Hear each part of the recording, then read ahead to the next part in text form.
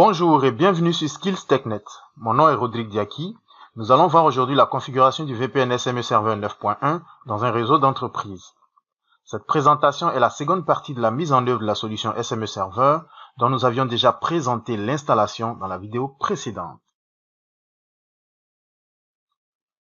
Notre présentation va s'articuler autour de 5 grands points. Premièrement, nous allons présenter l'architecture du réseau qui va nous servir d'exemple. Deuxièmement, nous allons voir la configuration des interfaces du serveur SME.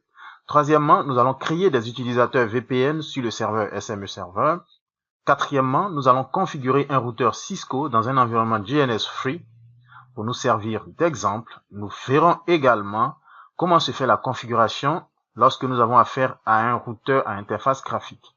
Et enfin, cinquièmement, nous allons configurer un poste client sous Windows 10 qui va nous servir d'exemple pour tester notre configuration avec SME Server.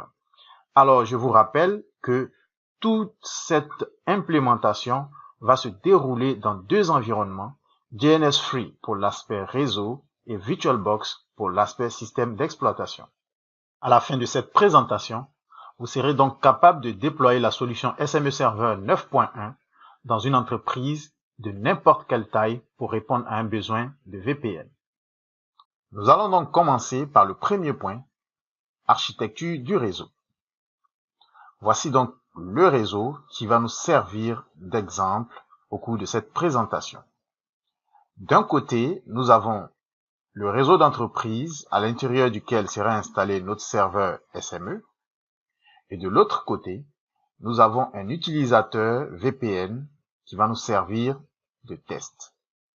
Entre ces deux entités, nous avons bien sûr le réseau Internet, nous avons un switch et un routeur que nous allons configurer afin de laisser passer les requêtes du client VPN vers le serveur VPN.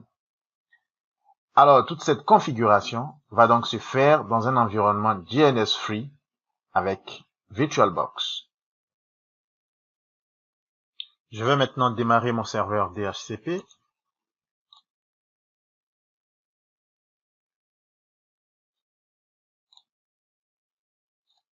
Ensuite, démarrer mon poste Windows 10.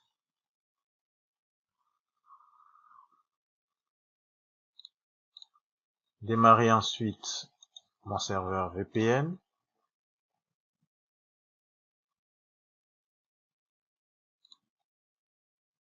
Voilà.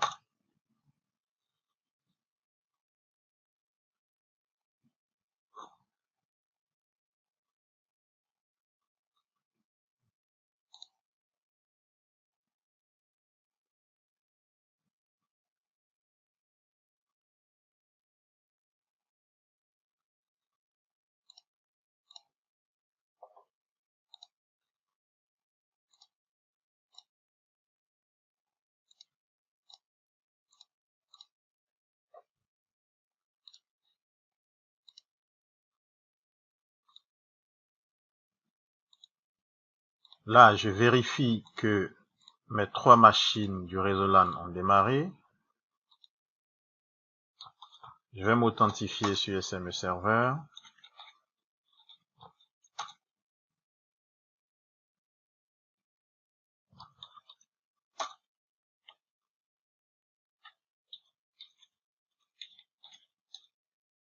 Voilà.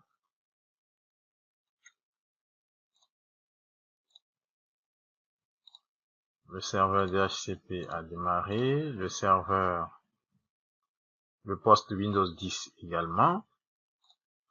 Donc, toutes les machines du réseau LAN ont démarré.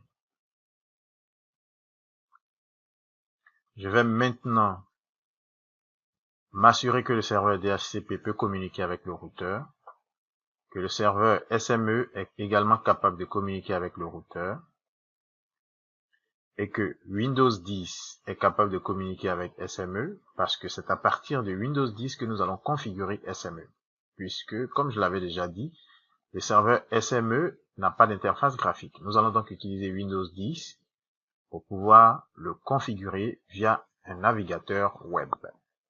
Avant donc de tester la communication avec le routeur, il va falloir bien entendu configurer les interfaces du routeur. Je vais donc me mettre sur le routeur. Je vais le démarrer. Je vais démarrer sa console. Voilà.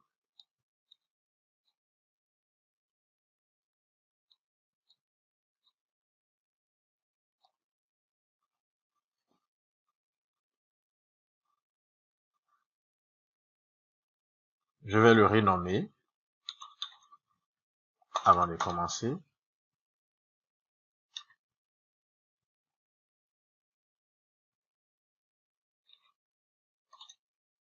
Donc, hostname.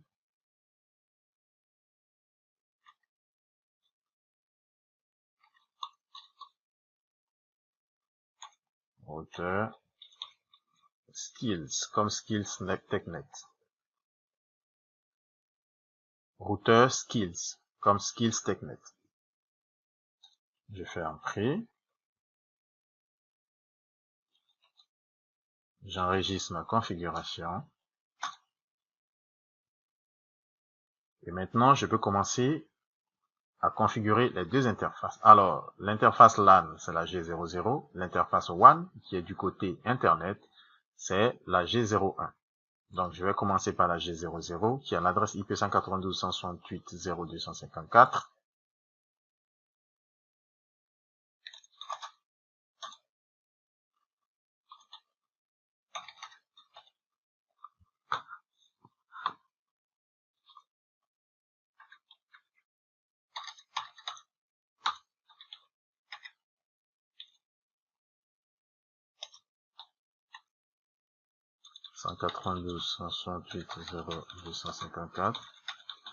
Masque 255. J'active l'interface.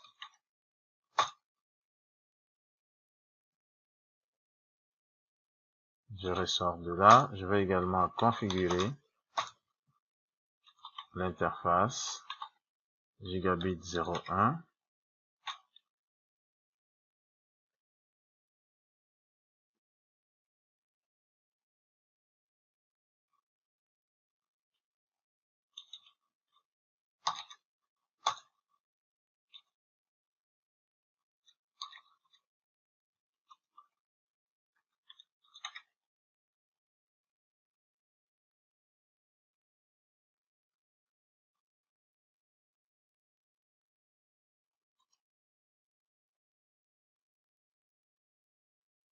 Donc Gigabit 1.0.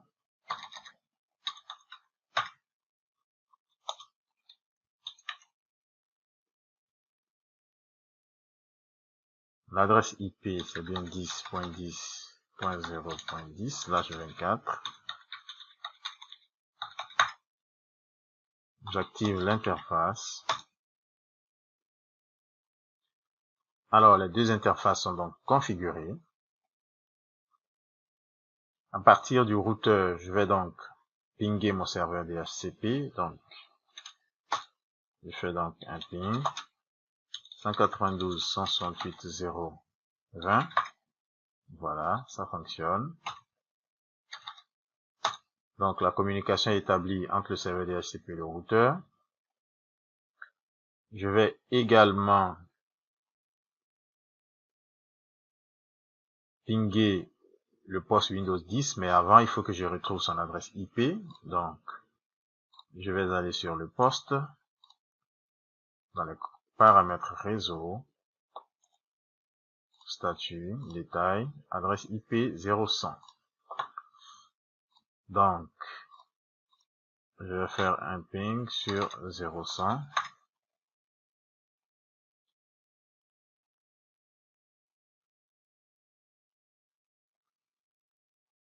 À partir du poste, je vais également essayer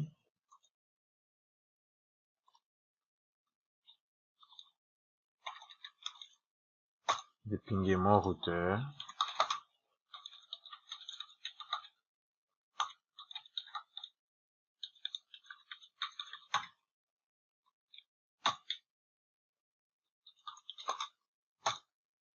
que ça fonctionne. Donc ici, j'ai juste quelque chose à activer dans les paramètres TCP/IP pour permettre le ping vers ce poste. Donc, modifier les paramètres, activer l'imprimante.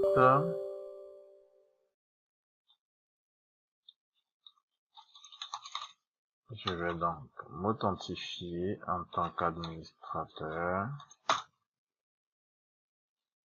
Et je retourne sur le routeur. Je réessaie à nouveau. Et voilà, ça fonctionne.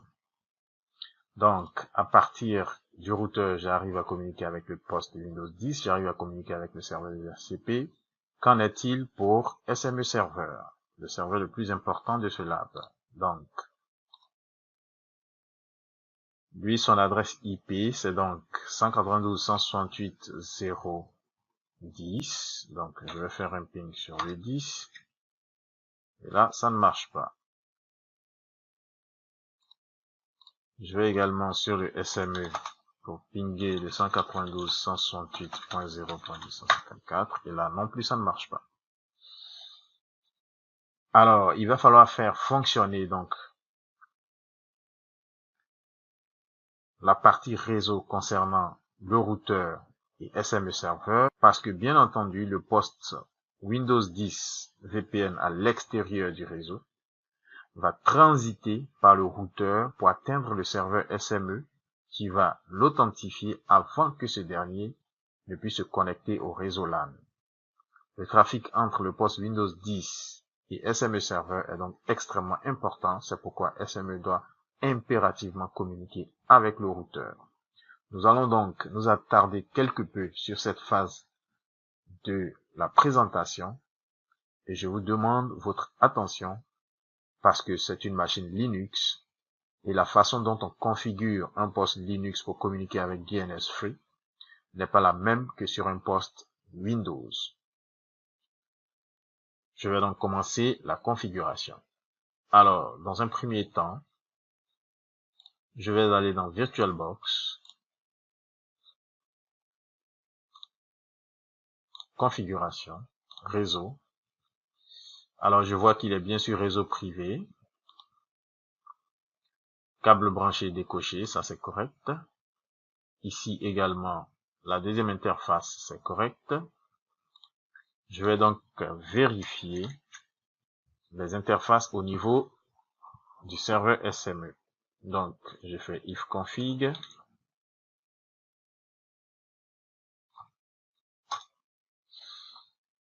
Et là, je vois bien notre interface 192.168.0.10. Logiquement, je devrais avoir deux interfaces. Puisque quand j'ai regardé dans mon VirtualBox, logiquement, j'ai la carte réseau numéro 1 et la carte réseau numéro 2. Donc, j'ai un petit problème de configuration sur le SME Server que je vais donc régler. Je vais donc ajouter une troisième interface ETH1 sur notre serveur SME de la façon suivante. Je vais me rendre dans le répertoire où se trouvent toutes les interfaces réseau. Donc, je vais dans etc, sysconfig, network,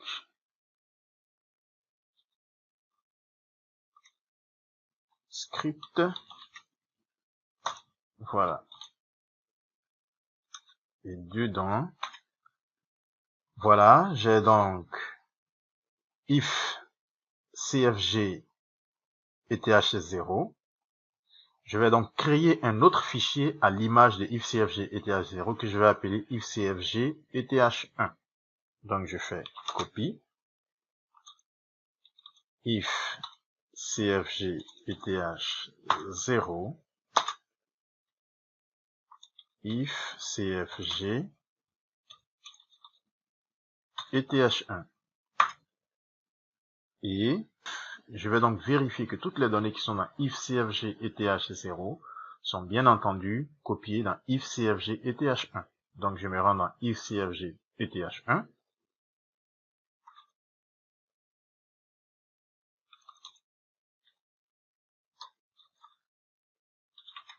Voilà. Donc, ici, j'ai le nom de l'interface ETH0, bien entendu, parce que toutes les données que nous voyons ici viennent de l'interface ETH0 avec les adresses IP. Donc, qu'est-ce que je vais faire? Je vais simplement changer ETH0 par ETH1. Et de l'autre côté, dans ETH0, je vais supprimer tous les paramètres TCP/IP afin que ce soit ETH1 uniquement qui ait les adresses IP. Je vais donc commencer par supprimer. Donc je sors d'ici. Voilà.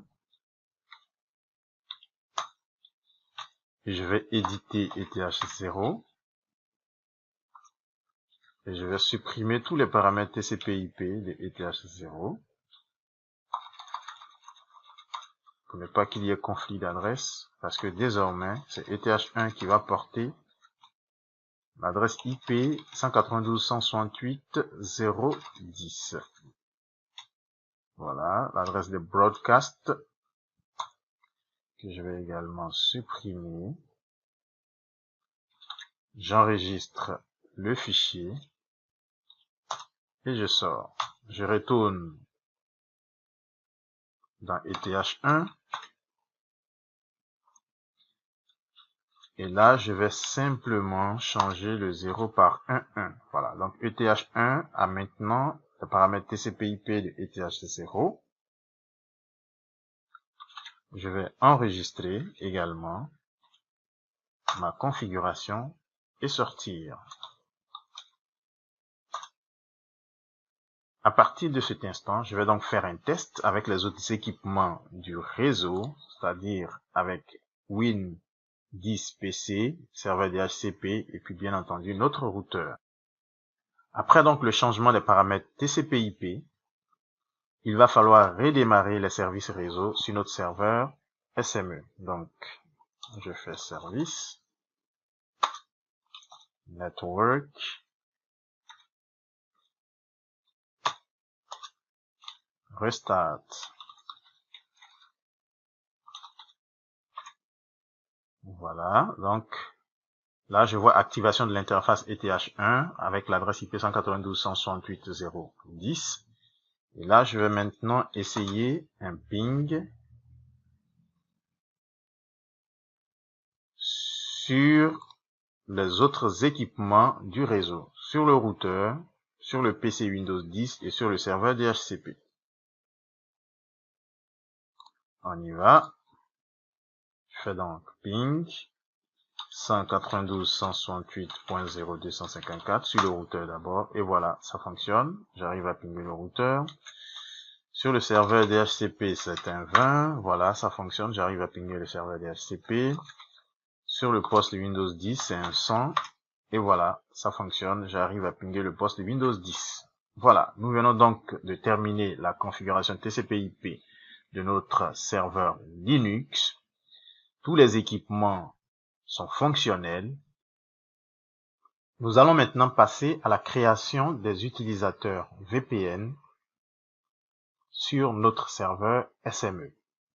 Mais avant, je vais faire un petit retour en arrière sur les différents points que nous sommes en train de parcourir afin que nous ne soyons pas perdus pour la suite.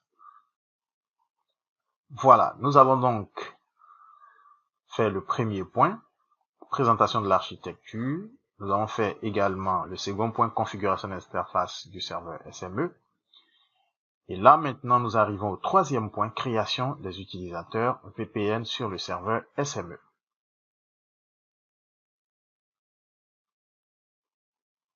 Alors, souvenez-vous, dans notre architecture, j'avais dit que le poste Windows 10 allait servir à nous connecter à l'interface web du serveur SME qui n'a pas d'interface graphique, afin de nous permettre de créer des utilisateurs VPN. C'est donc cette partie que nous allons voir maintenant.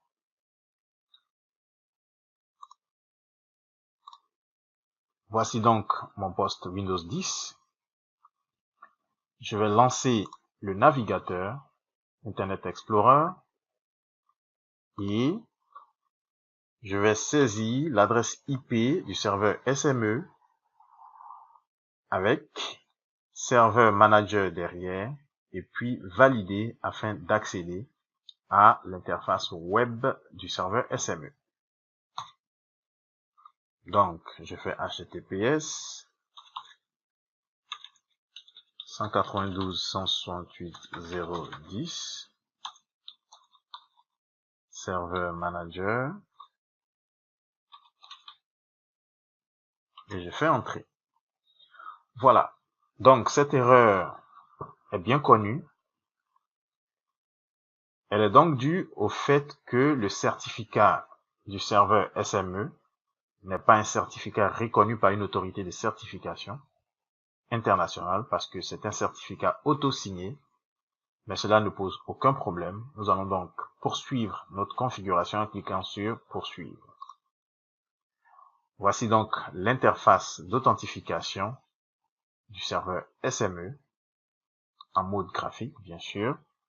Donc, je vais me connecter. L'utilisateur par défaut, c'est admin. Et le mot de passe, nous l'avons créé pendant la configuration du serveur SME, juste après son installation. Donc, je saisis le mot de passe et je fais entrer. Et voilà. J'accède donc à l'interface web du serveur SME, à partir de laquelle j'ai la possibilité de faire toutes les configurations permises par le serveur. Donc là, vous avez toutes les fonctionnalités dont j'ai parlé dans la présentation du serveur SME. Donc là, il est capable de faire des sauvegardes. Il est capable de jouer le rôle de serveur de fichiers, de serveur de messagerie, de serveur proxy, d'annuaire LDAP, de serveur d'antivirus. Cette solution est vraiment bourrée de fonctionnalités qui pourraient vraiment servir dans une entreprise, quelle que soit sa taille. Ce qui va nous intéresser ici, c'est plutôt l'aspect utilisateur. Donc, je vais sur utilisateur. Et là, nous avons notre utilisateur admin par défaut. Je vais donc faire ajouter et je vais ajouter juste 2 utilisateurs. Donc, je mets user VPN 1. Alors, nom et prénom, on va pas vraiment se soucier de tout ça. C'est pas le but de la présentation. C'est pareil pour tous ces éléments qui sont là par défaut. Délivrance des courriels localement, cette option ne nous intéresse pas. La seule option qui nous intéresse ici, c'est accès par VPN. Donc, je mets oui. Et je fais ajouter. Voilà, je viens donc d'ajouter l'utilisateur userVPN 1. Je vais également ajouter un autre que je vais appeler userVPN 2. De la même manière que j'ai fait pour le premier. Et ici, je mets accès par client VPN. Oui. Et je fais ajouter. Ensuite, il va falloir réinitialiser le mot de passe de l'utilisateur. Donc, je fais réinitialiser. Je vais donc créer mon mot de passe.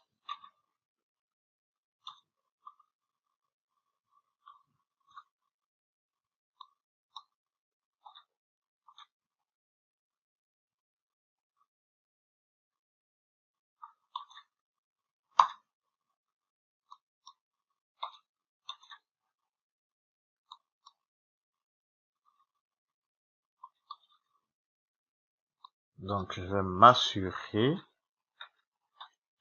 de ne pas me tromper. Parce qu'après,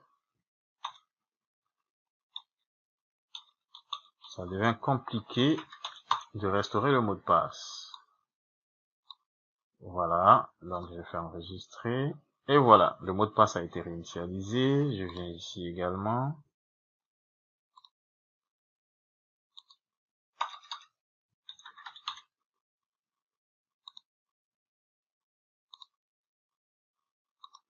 je fais pareil.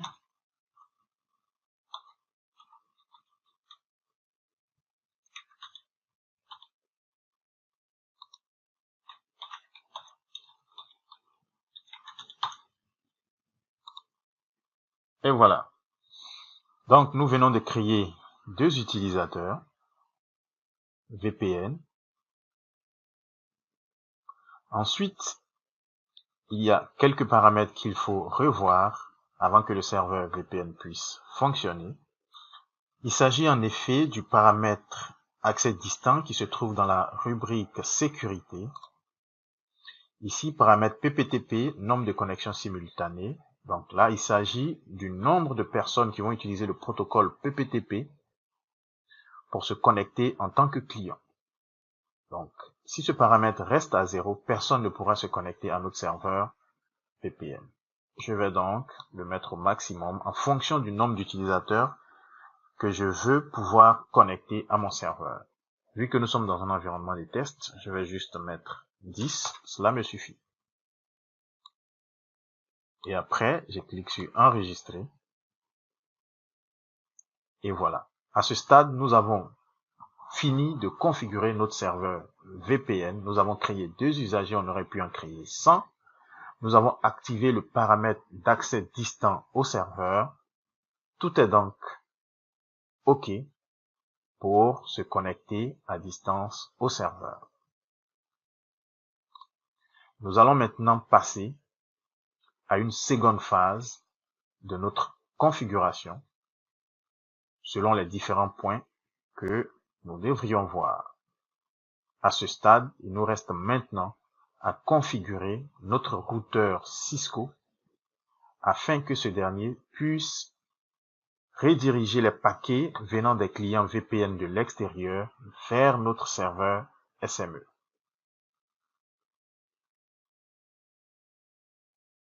Mais avant de configurer le routeur, nous allons faire un test de connectivité entre notre serveur VPN et l'interface WAN du routeur. Parce que lorsque les clients VPN vont envoyer les requêtes vers le serveur VPN, il va répondre en envoyant les paquets vers le client qui en a fait la demande en utilisant la passerelle du routeur. Il convient donc pour nous de tester le trafic entre le serveur VPN et l'interface WAN du routeur. Je vais donc aller sur l'interface de mon serveur VPN et pinguer l'interface WAN du routeur qui a pour adresse IP 10.10.0.10. Donc, je fais un ping 10.10.0.10. Et voilà, j'ai un message d'erreur qui dit « Le réseau n'est pas accessible ». Je vais faire le même test à partir de notre poste Windows 10 qui est dans le même sous-réseau que le serveur VPN. Donc, je fais un ping 10.10.0.10. Voilà. Ce poste arrive à pinguer l'interface WAN. Je vais faire le même test à partir du serveur DHCP.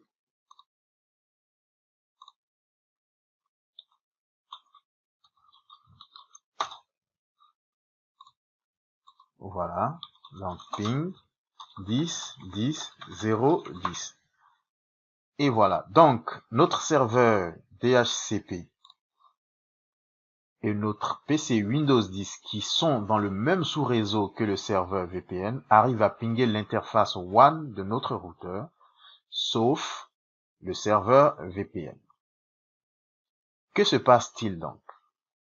Quand on analyse le message d'erreur sur le serveur VPN, il est écrit « Le réseau n'est pas accessible ». Cela signifie tout simplement que le paquet ICMP que l'on envoie sur cette interface ne trouve pas la route pour aller vers l'interface WAN.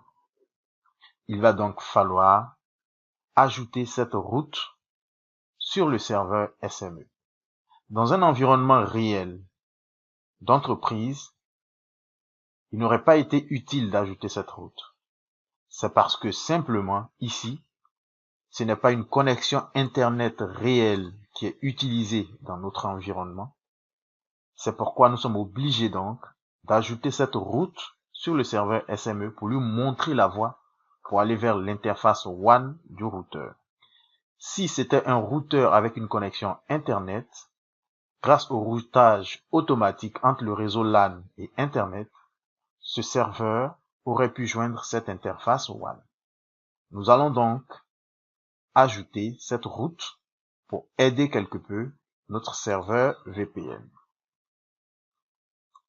Je vais donc saisir la commande d'ajout de la route qui va montrer la passerelle par défaut pour aller vers l'interface WAN de notre routeur. Donc, je vais taper une commande qui me permet de montrer au serveur SME où se trouve la passerelle pour aller vers le réseau WAN. Et cette passerelle, c'est donc l'interface LAN de notre routeur et son adresse IP c'est 192.168.0.254. Je me mets donc sur le serveur SME et je tape la commande qui me permet d'ajouter la route. Donc, ça fait route add default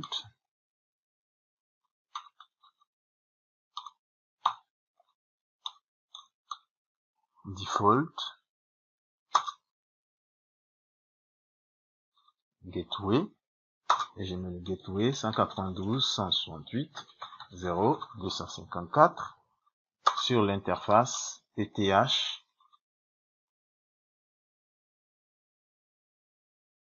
1 et je fais entrer. Et je fais un second test de ping vers l'interface WAN. Et voilà, j'arrive maintenant à pinguer l'interface WAN de notre routeur à partir du serveur SME. Cela signifie donc que lorsque le serveur SME va recevoir les requêtes des clients VPN, il pourra aisément répondre en utilisant le routeur pour envoyer les paquets vers les différents postes VPN qui auront fait la demande de connexion. Il nous reste maintenant à configurer notre routeur. Alors, la configuration du routeur va donc consister à lui permettre de récupérer les paquets provenant des clients VPN, qui sont donc connectés via Internet, à récupérer ces paquets sur son interface WAN, qui est ici, et à rediriger ces paquets vers le serveur SME pour qu'il puisse les traiter. Cette technique de redirection est appelée le port forwarding. Nous allons donc configurer le port forwarding sur notre routeur Internet. Alors, il y a donc deux possibilités. Si vous avez affaire à un routeur Cisco avec la ligne de commande, nous allons montrer comment se fait la configuration à partir de la ligne de commande. Et après, nous allons également montrer comment se fait le port forwarding lorsque vous avez affaire à un routeur avec interface graphique. Je vais donc lancer la console de mon routeur Cisco, que je vais redimensionner rapidement. Voilà, je suis donc sur mon routeur. Je vais donc activer la NAT sur l'interface LAN qui est ici de ce routeur. Ensuite, je vais activer la NAT également sur l'interface WAN. Cela va permettre au routeur de translater les paquets en provenance d'Internet vers le réseau LAN et les paquets en provenance du réseau LAN vers Internet. Je vais donc commencer par activer la NAT sur l'interface LAN.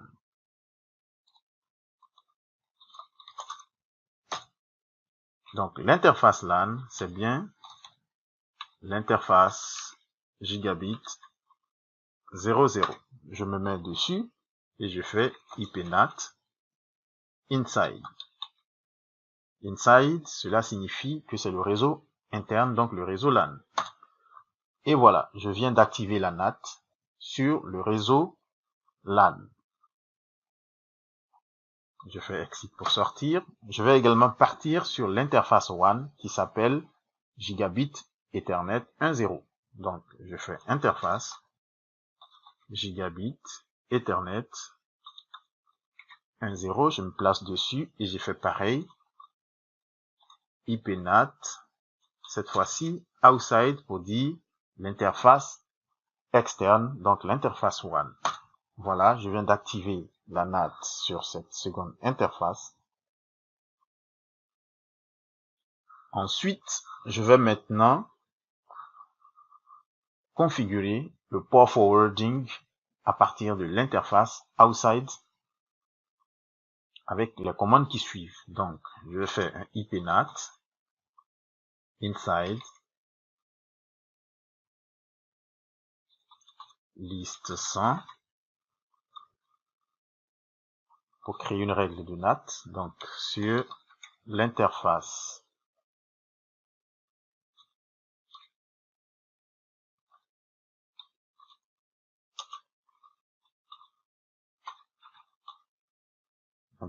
Gigabit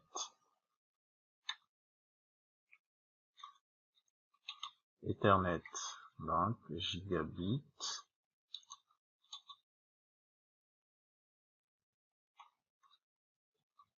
Ethernet, donc IP NAT inside source list 100 interface Gigabit Ethernet overload.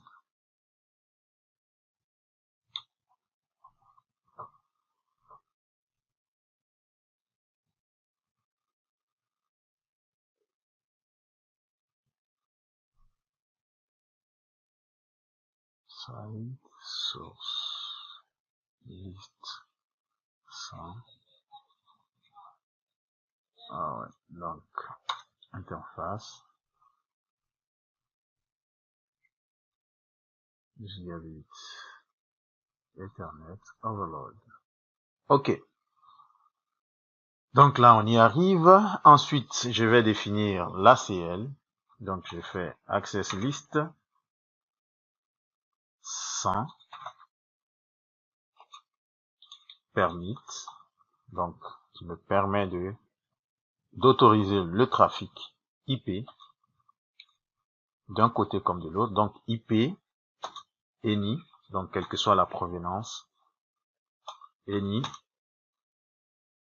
et qui va vers n'importe quelle direction. Je fais entrer. Ensuite, IP NAT statique. IP NAT inside source statique TCP 192.168.0.10, donc qui va envoyer le trafic en provenance de l'interface WAN vers 192.168.0.10 qui est le serveur SME sur le port 1723 qui est le port du protocole PPTP, donc le protocole VPN, à partir de l'interface WAN, donc interface Gigabit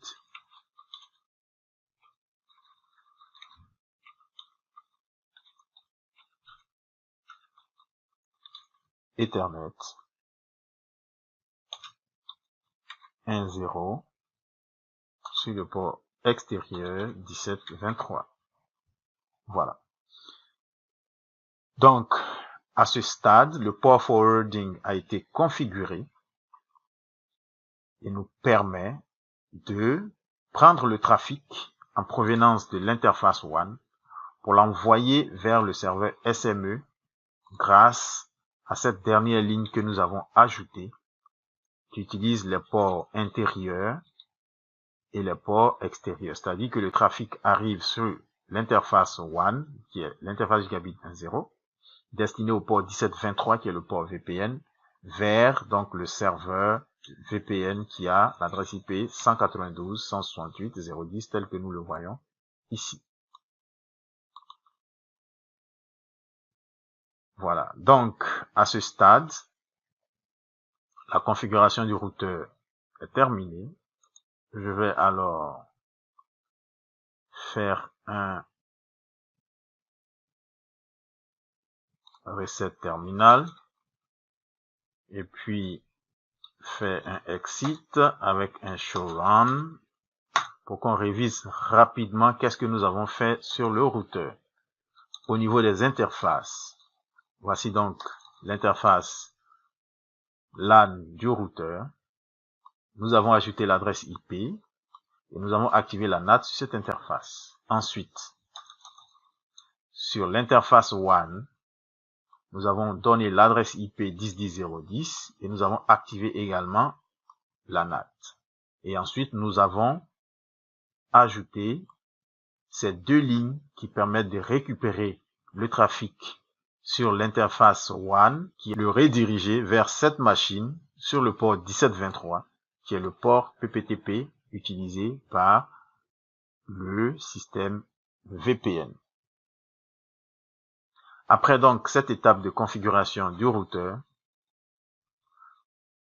nous allons maintenant configurer notre poste client et faire nos premiers tests.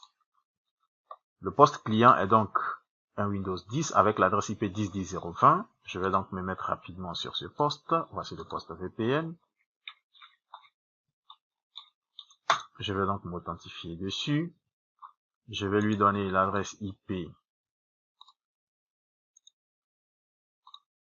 10.10.0.20. Voilà. 10.10.0.20. Masque des sous-réseaux. 5/24. Donc 255.255.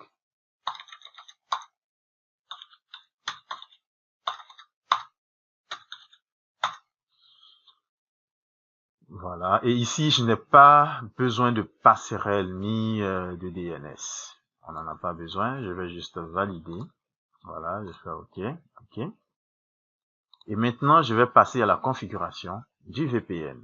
Donc je clique sur configurer une nouvelle connexion, connexion à votre espace de travail suivant. Utiliser ma connexion Internet. Donc je clique dessus, mais ici, vu que dans notre exemple, cette machine n'a pas une connexion Internet directe. C'est ce qui donc explique qu'ici, on nous demande de configurer une connexion Internet. Mais nous allons choisir de configurer une connexion Internet ultérieurement. Si cette machine était connectée à Internet, nous n'aurions pas eu ce message de configuration Internet. Donc, dans le cas réel d'un poste qui cherche à se connecter à un réseau d'entreprise en utilisant le système VPN que nous sommes en train de mettre en route, on suppose que le poste aura déjà une connexion Internet, donc ce message-là n'apparaîtra pas. Vous n'aurez simplement qu'à définir l'adresse IP WAN de votre routeur d'entreprise où se trouve votre serveur VPN. Donc ici, l'adresse que nous allons définir dans notre configuration, c'est bien l'adresse WAN du routeur de l'entreprise qui est 10.10.0.10. Donc, je vais cliquer sur « Je configurer une connexion Internet ultérieurement » et là, il me donne maintenant l'opportunité d'ajouter cette adresse WAN qui est 10.10.0.10 et je laisse par défaut le nom de la connexion VPN. Je fais « Créer ». Je ferme ma fenêtre, j'arrive ici, voilà, ma connexion VPN est là. Je clique dessus et j'arrive là et je clique sur « Se connecter ». Et là, je mets donc User VPN. Souvenez-vous, on avait déjà créé deux utilisateurs VPN. Donc, je vais utiliser un de ces comptes. User VPN 1. Je vais mettre son mot de passe. Mais avant, je dis bien mais avant, nous allons juste faire un petit test pour vous montrer que cette machine n'était pas déjà connectée au réseau LAN qui est là. Donc, Je laisse cette fenêtre active et je vais aller sur le réseau parce que ici, sur le serveur DHCP qui va jouer le rôle de serveur de fichiers, nous avons créé des dossiers auxquels l'utilisateur externe doit pouvoir accéder en utilisant son compte Active Directory qui a été créé sur le serveur Active Directory justement qui est ici. Donc, quand je vais sur ce serveur,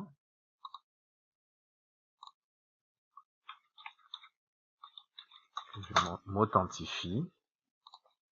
Je vous montre rapidement ce dossier, voilà. Voici donc le dossier auquel nous allons pouvoir accéder une fois que la connexion VPN sera établie, voilà.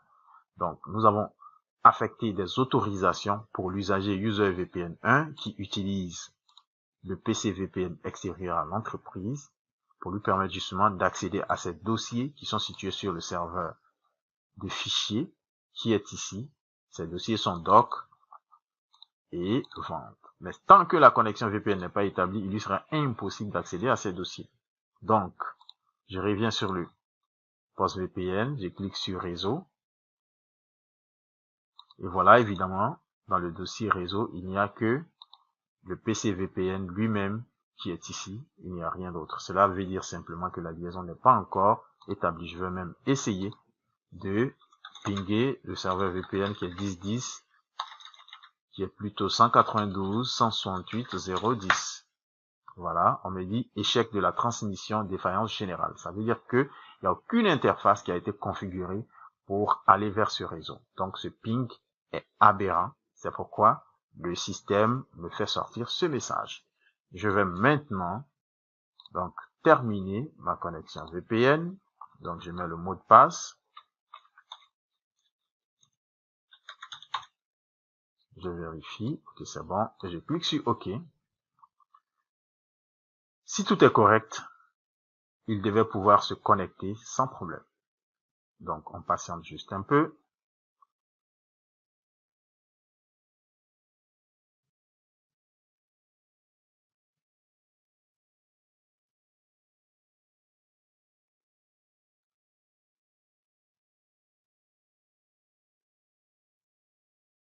Et voilà, fin de la connexion. Connecté. Donc, notre configuration est bien fonctionnelle. Notre poste client a réussi à se connecter au serveur SME qui joue le rôle de serveur VPN. Nous allons maintenant tester l'accès à nos dossiers via le réseau. Mais avant, je vais essayer de pinguer le serveur VPN. Et voilà, ça fonctionne, j'arrive à le pinguer. Tout à l'heure, on avait eu le message échec de la transmission. Maintenant, après l'établissement du VPN, j'arrive à le pinguer.